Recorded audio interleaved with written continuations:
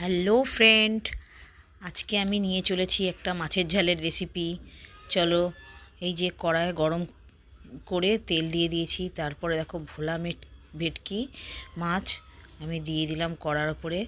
দেখো ভালো করে নেড়ে চেড়ে ভেজে মাছগুলোকে তেল থেকে তুলে নিলাম। এইভাবে পরপর মাছগুলো ভেজে নিলাম। ভেজে নেওয়ার পরে আমি কড়ায় দেখো আবার পরের মাছগুলোকে ভাজতে দিয়ে দিলাম, দিয়ে ভেজে এগুলোও তুলে নিলাম।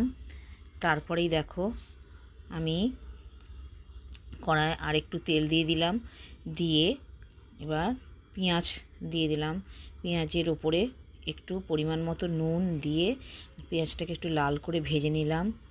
নেওয়ার পরে বেটে রাখা রসুন, আদা, ধনে, জিরে, শুকনো লঙ্কা, কাঁচা লঙ্কা, গোলমরিচ দিয়ে টমেটো দিয়ে বেটে রাখা মশলাটা দিয়ে দিলাম।